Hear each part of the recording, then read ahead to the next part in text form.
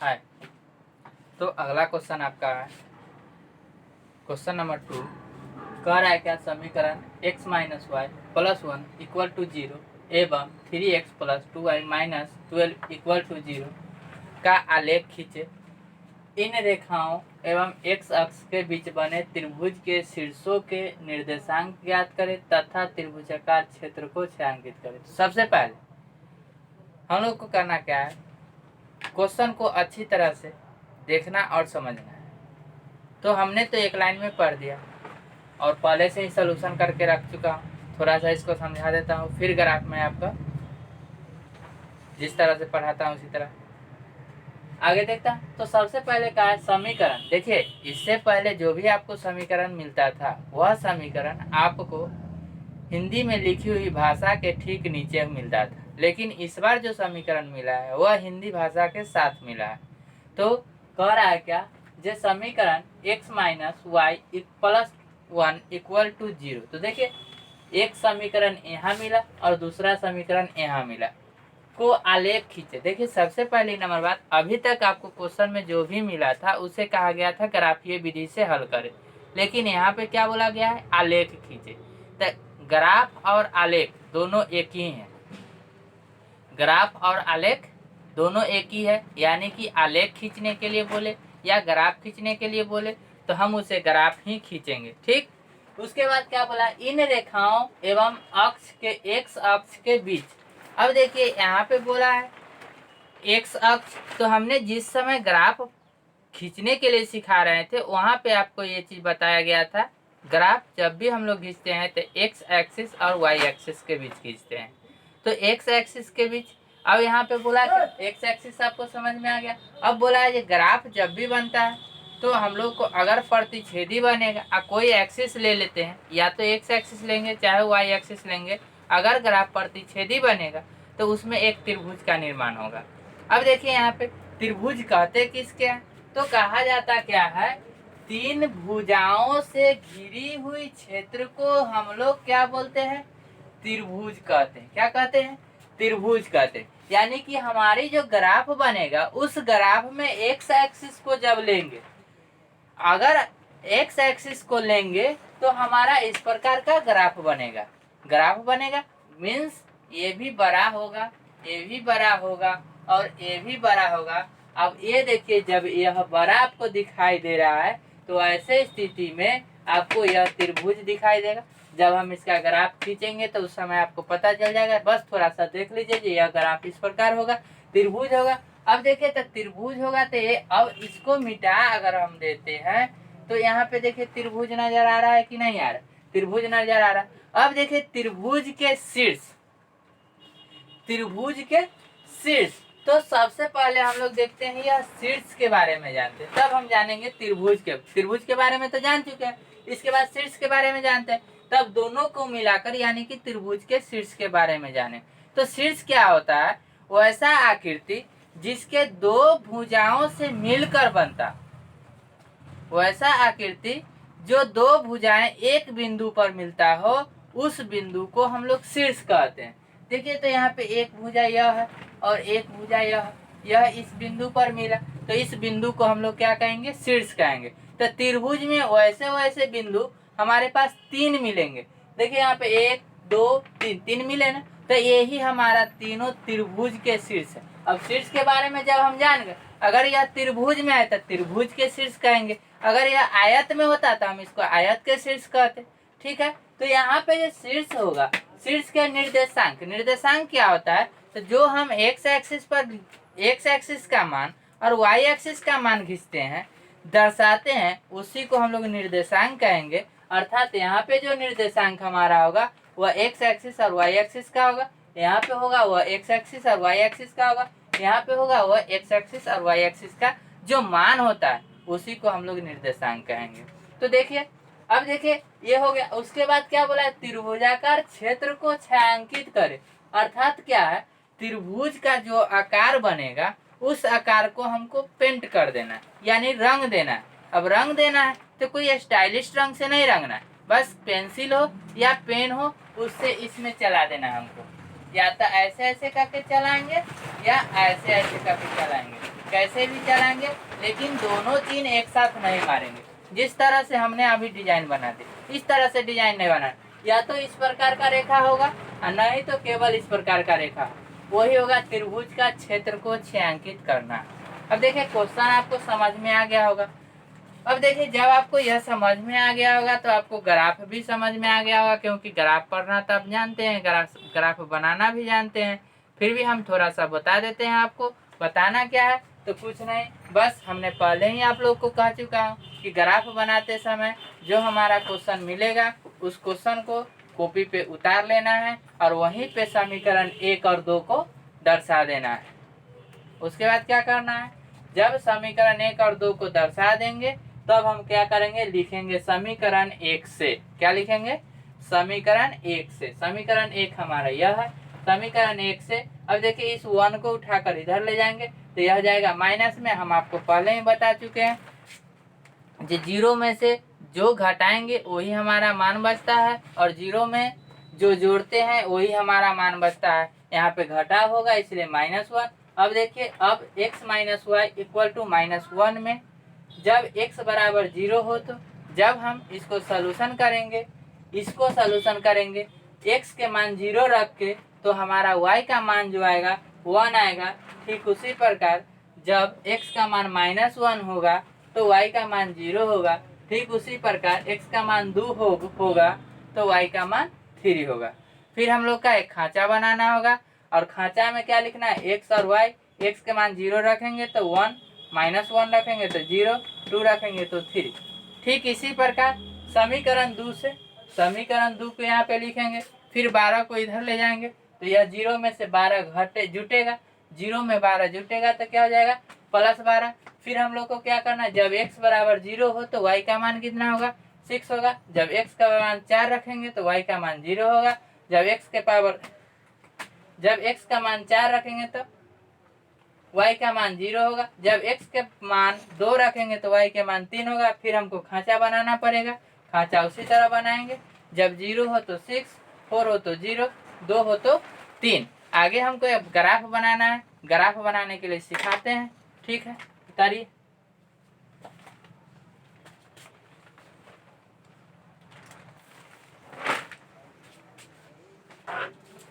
तो देखा जाए अब हम लोग ग्राफ खींचेंगे। ग्राफ खींचने का तरीका, हमने आपका समीकरण 1 का ढांचा यहाँ पे रखा और समीकरण 2 का ढांचा यहाँ पे रखा, लेकिन आप लोग को इस प्रकार जहाँ पे ग्राफ खींचेंगे वहाँ पे ढांचा नहीं लिखेंगे। ठीक, आगे देखिए। तो सबसे पहला नंबर बात, जब x का मान, समीकरण 1 के लिए जब x का मान 0 हो तो y का मान क्या है, 1 है ना। तो समीकरण 1 का मान जब 0 हो, x का मान 0 हो तो y का मान क्या है, 1 है। अर्थात यहाँ पे डिनोट करेंगे और यहाँ पे हम लोग लिखेंगे 0,1। आगे देखिए, जब -1 है तो -1 तो यहाँ है, -1 कहाँ, यहाँ है, और y का मान क्या है, 0, यानी कि इसी बिंदु पर होगा, इसी बिंदु पर होगा। क्या होगा, -1,0। चलिए आगे देख लेते हैं। अब हमारा +2 है, क्या है, +2 तो यहाँ है। उसके बाद y का मान क्या है, 3 है, तो 3 कहाँ है, 3 हमारा यहाँ है। तो इसके सामने और इसके सामने, यहाँ पे क्या लिखना है हम लोग को, 2,3 लिख दिए। अब इसको मिला देते हैं।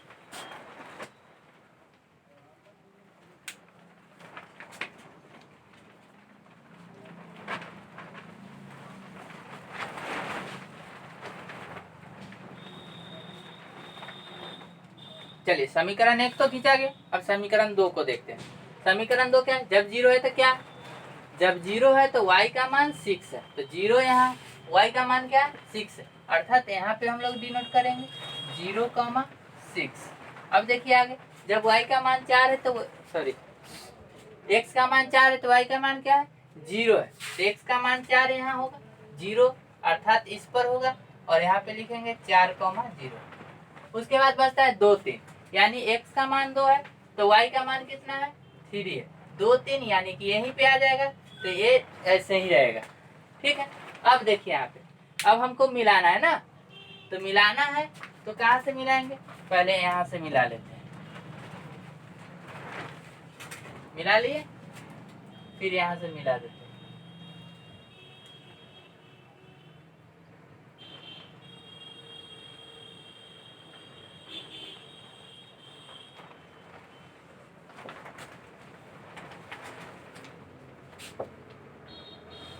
अब देखिए हम लोग को बन गया, क्या बन गया, समीकरण 2 का ग्राफ ए है और समीकरण 1 का ग्राफ यह है।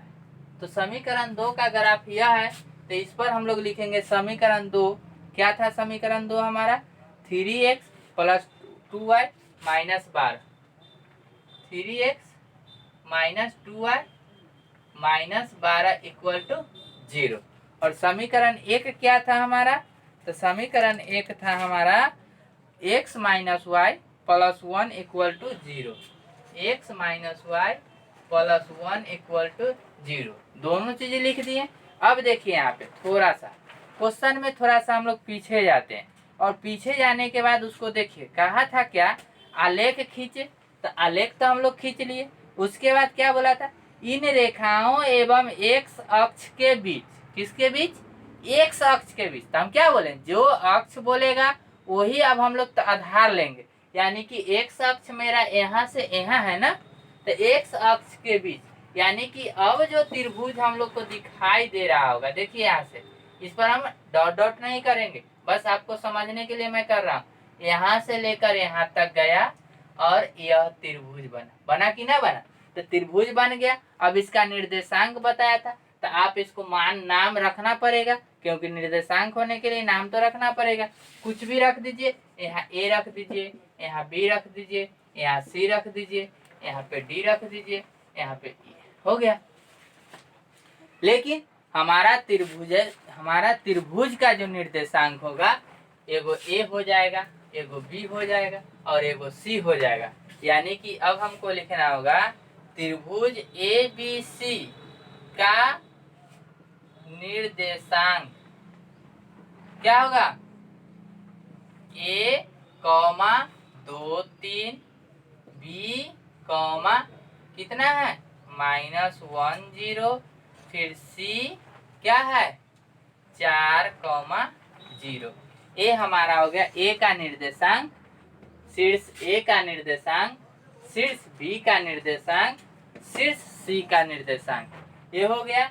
उसके बाद देखिए हमको लास्ट में ये भी बोला था, जो त्रिभुज आकार है उसको छाया अंकित करना है, यानी कि अब हम इसको रंगने जा रहे हैं। इसको पूरा इक्वल से रंगिएगा, बड़ा छोटा नहीं होना चाहिए। कहने का मतलब ये चिन्ह से बाहर भी नहीं निकलना चाहिए और चिन्ह से छोट भी नहीं होना चाहिए।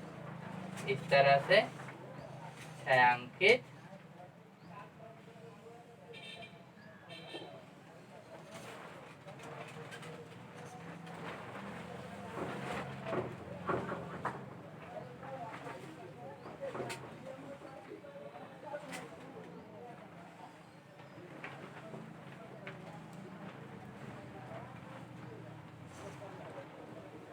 अब देखिए छायांकित भी हो गया, यानी कि हमारा एक क्वेश्चन का आंसर यहाँ तक हो गया। यहाँ तक जब आंसर हो गया, लेकिन इसी में एक और क्वेश्चन कर देता है, जैसे कि यह त्रिभुज आपको दिखाई दिया ना, तो त्रिभुज का क्षेत्रफल ज्ञात करें। तो त्रिभुज का जब क्षेत्रफल ज्ञात करने के लिए कहेगा, तो वैसे स्थिति में आपको क्या करना होगा से सुन लीजिए। सबसे पहले यह जो त्रिभुज बनता है, आपने एक त्रिभुज पढ़ा होगा, त्रिभुज का क्षेत्रफल पढ़ा होगा, त्रिभुज का क्षेत्रफल बराबर क्या पढ़े होंगे, 1/2 गुने आधार गुने शीर्षलंब पढ़े होंगे। तो इसी फॉर्मूला का यूज करके इसका क्षेत्रफल भी निकाल लेंगे। अब रही बात क्या, जो इसका क्षेत्रफल, चलिए आधार तो हमको एक्स वाला को मानना होगा कि नहीं मानना होगा, तो मानना पड़ेगा, क्योंकि आधार को हमको एक्स वाला को इसलिए मानना पड़ेगा क्योंकि एक्स एक्सिस पर ही वह बोला था त्रिभुज को बनाने के लिए। अगर वह कहता वाई एक्सिस पर त्रिभुज जो बना हुआ है उसका क्षेत्रफल ज्ञात करे, तो आधार वाई एक्सिस पर त्रिभुज यही बना है, यहाँ से लेके यहाँ तक और यहाँ से लेके यहाँ तक, यही त्रिभुज बना। अगर इसका क्षेत्रफल पूछता तो फॉर्मूला हम यही लगाते, बशर्ते कि इसके मान में परिवर्तन होता 1/2 तो जो कहते हो रहता, आधार अब ई ना हो के क्या हो जाता, ये हो जाता। तो आधार देखिए यहाँ से चला है, कहाँ से चला है, 1 से चला है और 6 पर खत्म हो गया। तो इसको गिन लीजिए 1 2 3 4 5, यानी कि 5। और शीर्षलम की बात है तो शीर्षलम तो यहाँ है नहीं, तो शीर्षलम हम लोग यहाँ से यहाँ तक खींचेंगे, यहाँ से यहाँ खींच लिए, यानी कि 2 के सामने है, कहाँ है 2 के सामने, अर्थात यहाँ से लेकर यहाँ तक के दूरी क्या होगा 2 होगा। इसीलिए हम लोग क्या करेंगे 2 से इसमें गुना कर देंगे, यानी 2 ए मत समझिएगा जो यहाँ से लिए, 2 यहाँ से लेकर यहाँ तक के जो दूरी है वही 2 लिए। अगर यह आधार यहाँ 3 पे आके टकराता तो यह लंब हमारा 3 हो जाता, ठीक। इसीलिए 2 ले लिया। अब देखिए 2 से 2 कट गया तब 5 सेंटीमीटर हो। अगर यह सेंटीमीटर में है तो सेंटीमीटर स्क्वायर में आ जाता, मीटर में है तो मीटर मीटर का स्क्वायर हो जाता। समझ में आ गया। तो यह एक एक्स्ट्रा क्वेश्चन है जो आगे पूछ सकता है, इसी पर आधारित क्वेश्चन था, इसीलिए मैं यहाँ पे ही बता दिया हूँ ताकि फिर से मुझे सोल्यूशन करना ना पड़े, ठीक है। तो ये चीज को आप याद रखिएगा। इसमें यानी कि आलेखीय विधि में आपको त्रिभुज का क्षेत्रफल भी पूछ सकता है।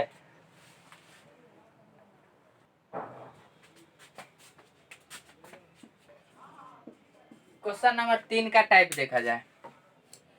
इसमें देखिए आपको समीकरण मिलेगा, मगर एक ही समीकरण मिलेगा और उसी समीकरण से हमको इसको फिलिंग द ब्लैंक्स को भर देना है। करना क्या है से केवल देख लीजिए। जैसे कि इसमें कहा क्या है, समीकरण 3x + 2y = 11 के लेखा चित्र लिए निम्न सारणी को पूरा करें। लेखा चित्र मतलब होता ही है ग्राफ बनाना, लेकिन यहाँ पे हम लोग ग्राफ नहीं बनाएंगे, जिस तरह हल करते थे समीकरण 1 को समीकरण 2 को उसी तरह हल करेंगे। और हल करेंगे तो क्या करेंगे, देखिए हमने कहा था अगर 2 चर राशि हो, 2 चर राशि है तो उसको हल करने के लिए हमको 2 समीकरण चाहिए। लेकिन यहाँ पे ऐसे टाइप की क्वेश्चन में हमको एक ही समीकरण से मान निकल जाएगा। कैसे निकलेगा, तो देखिए यह जो दिया गया है लेख, यह जो आपको दिया गया है कंडीशन है, यह शर्त है जो कि आप जब हल कर लेते थे तो बाद में लिखते थे, और बाद में लिखते थे तो वहाँ क्या लिखते थे, आप x का भी मान लिखते थे और y का भी मान लिखते थे। लेकिन इसमें क्या किया है, x के भी मान लिखा और y के मान खाली छोड़ दिया। अगला घर में क्या किया, x के मान खाली छोड़ दिया, y के मान लिख दिया। अगला घर में क्या किया, फिर x के मान लिखा, y का मान छोड़ दिया। तो हमको प्रत्येक घर के लिए अलग अलग सलूशन बनाना पड़ेगा। अब अलग अलग सलूशन बनाना पड़ेगा तो हम लोग इसी से बनाएंगे, यानी कि लिखेंगे चूंकि 3x + 2y = 11 में, ठीक है। पहला घर में किसका मान दिया है, x का मान दिया, तो लिखेंगे जब x = 1 हो तो 3x + 2y = 11। 3x का मान 1 + 2y = 11। 3 में 1 से गुना करेंगे 3 + 2y = 11। अब यह देखिए ये भी बिना x वाला, ये भी बिना x वाला, ये रह गया y वाला। कहने का मतलब यह ABCD वाला, ये बिना ABCD और ये भी बिना ABCD। तो अब इसको उठाकर उधर ले जाएंगे तो 2y = 11 - 3, y = 11 में से 3 गया तो 8, अर्थात y = 8/2 या y = 4। अब देखिए यहाँ पे आपको y का मान मिल गया कि नहीं मिला, मिल गया। तो यहाँ पे फिलिंग द ब्लैंक्स में भर देना है 4। उसी तरह दूसरा का, जब x का मान खाली है ना, किसका मान दिया गया, y के, तो लिखेंगे जब y = 1 हो तो, फिर समीकरण इसी को लिखेंगे 3x + 2y = 11। 3x मान किसका है, 1 का, y का है, तो 1 = 11। 3x + 2 इक्वल टू 11, 3x बराबर 11 माइनस 2, 3x बराबर 9, x बराबर 9/3, इसको काट दीजिए, x बराबर 3।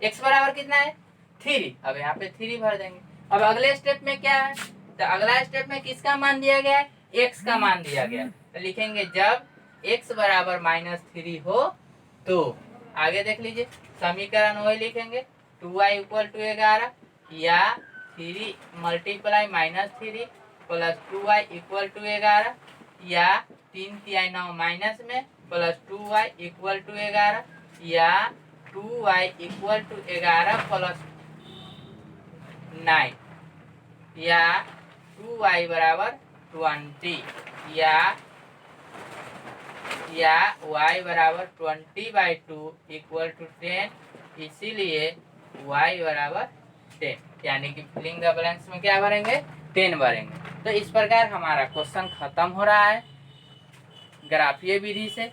इसके अलावा आपके पास कोई क्वेश्चन नहीं आएगा। जो भी क्वेश्चन आएगा जो इससे पहले पढ़ाए हैं उस पर आएगा, उससे पहले पढ़ाए हैं उस पर आएगा, या हल करने के लिए आएगा। जब भी हल करने के लिए आएगा तो वह सबसे पहला क्लास में ही जब थ्योरी खत्म हो गया था उसमें ही बता दिए थे। उसके बाद आज इससे पहले एक वीडियो और ये लास्ट वीडियो है हमारा ग्राफीय विधि से हल करने का तरीका। आगे फिर आप बनाइएगा, एक्सरसाइज अब पूरा बनेगा। अब देखिए, अब अगर नहीं बनता इसका मतलब आपको जो भी पढ़ाया गया वह याद नहीं, उसको इसी वीडियो के बार बार देखिए और याद कीजिएगा तभी समझ में आएगा, नहीं तो नहीं आएगा समझ में। अब देखिए कुछ ऑब्जेक्टिव क्वेश्चन आता है, तो ऑब्जेक्टिव क्वेश्चन में अगर हम ग्राफीय विधि से हल करेंगे तो हमारे पास लग रहा है टाइम नहीं बचेगा एग्जाम हॉल में। इसीलिए अगर ग्राफ का ऑब्जेक्टिव क्वेश्चन कुछ है जो बीजगणितीय क्वेश्चन से तुरंत सलूशन हो जाता है, इसीलिए ग्राफ का कुछ ऑब्जेक्टिव क्वेश्चन को हम बीजगणितीय विधि वाला में बता देंगे। थोड़ा सा 2-3 है, इसमें जान लीजिए। जैसे यह है तो यह तो हल हो गया। पहला है, देख लीजिए, पहला कहा गया क्या है, दो चरों में दो एक घातीय समीकरण की हलों की संख्या बताए यदि उनके लेखाचित्र पहला नंबर में दिया गया है 2 प्रतिच्छेदी रेखा हो। इसको साफ कर देता हूं। क्या दिया गया है, पहला नंबर में दिया गया है 2 प्रतिच्छेदी रेखा हो। क्या हो, 2 प्रतिच्छेदी रेखा हो। आप ही बताइए, अगर यह प्रतिच्छेदी रेखा है रेखा अर्थात ग्राफ की बात कर रहा है, वैसा नहीं जो कोई हमको कह रहा है प्रतिच्छेदी रेखा। जब हम ग्राफ का सलूशन किए तो हमको पता चला ग्राफ जो बना वह प्रतिच्छेदी बन गया। तो अब बताइए, ग्राफ अगर प्रतिच्छेदी रेखा होगा तो उसका हल क्या होगा, तो 1 होगा कि नहीं होगा। हो गया आंसर। बस अब इसको बनाकर हम कैसे देखेंगे, मान तो है नहीं, समीकरण है तो नहीं। तो यह हमारा थ्योरी जो दिखाया उस पर आधारित क्वेश्चन था। अगर ग्राफ प्रतिच्छेदी है तो उसका हल क्या होगा, 1 होगा। दूसरा क्वेश्चन इसी का है, कह रहा है एक दूसरे के समांतर। अब बताइए, ग्राफ अगर समांतर होगा तो उसका हल क्या होगा, कोई नहीं होगा। तो हम बोल ही दिए थे जो कम जगह में लिखना है तो 0 लिख दीजिए, एकदम इजी है। तीसरा है एक दूसरे के संपाती है। तीसरा क्या है, एक दूसरे के संपाती है, अब बताइए ग्राफ संपाती है तो उसका हल क्या होगा, तो अनंत लिख दीजिए। क्या लिख दीजिए, अनंत लिख दीजिए, आंसर बन गया। ऐसे ऐसे क्वेश्चन ऑब्जेक्टिव आते हैं और लड़का कहता है सर नहीं पढ़ाते हैं, तो याद रखिएगा तब ना बनेगा। आगे देखिए, फिर कह रहा है रैखिक समीकरण का प्रत्येक हल उसको निरूपित करने वाली रेखा क्या कहलाती है।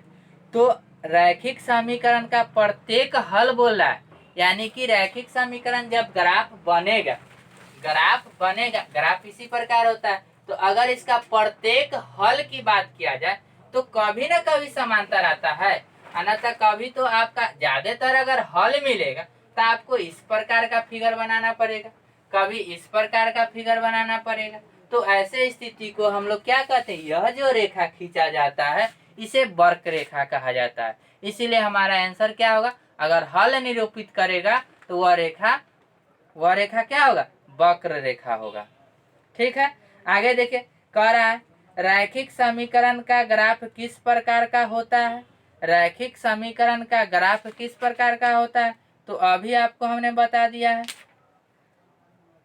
रैखिक समीकरण का ग्राफ किस प्रकार होता है, अगर ग्राफ रैखिक समीकरण है, सीधी रेखा में है, तो वह क्या होगा, तो वह समांतर रेखा होगा। क्या होगा, समांतर रेखा होगा। फिर आगे देखिए, कह रहा है क्या, जिस समीकरण युग्म के लेखाचित्र एक दूसरे को एक बिंदु पर प्रतिच्छेद करे। फिर वही बात, लेखाचित्र देखिए बोला है, जिस समीकरण युग्म के लेखाचित्र एक बिंदु पर प्रतिच्छेद करे। क्या बिंदु पर, दो प्रतिच्छेद रेखा क्या बिंदु पर करेगा, तो एक पर करेगा, एक बिंदु पर प्रतिच्छेद करेगा, तो वह समीकरण युग्म क्या कहलाता है, ये भी पढ़ा चुके हैं आप लोगों को। वह समीकरण युग्म क्या कहलाता है, तो हम पढ़ाए थे विरोधी, अविरोधी और संपाती पढ़ाए थे ना। तो अब यही बात याद रखिए, तभी जाकर बनेगा। तो क्या पढ़ाए थे आपको, जब ग्राफ प्रतिच्छेदी हो तो उसे क्या कहेंगे हम लोग,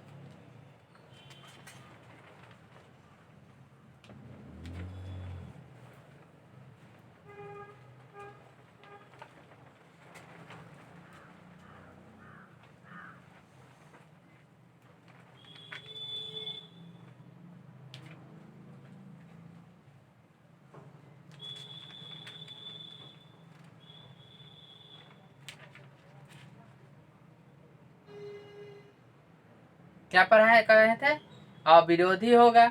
इसी प्रकार आपका सारा क्वेश्चन सॉल्व हो जाएगा ऑब्जेक्टिव का भी। ग्राफ से इससे ज्यादा ऑब्जेक्टिव पूछेगा नहीं, जब भी पूछेगा तो ये हमारा इसी पर पूछेगा, इससे ज्यादा कुछ नहीं ऑब्जेक्टिव में। अगर ये चीज याद रखेगा तो एक यहाँ पे बता दिए, ये दोनों ही पूछेगा, इसके अलावा कोई नहीं पूछेगा। ठीक है, तो आगे अब आपका पढ़ाई जो होगा वह होगा दो चर वाले रैखिक समीकरण में बीजगणितीय विधि से हल करना।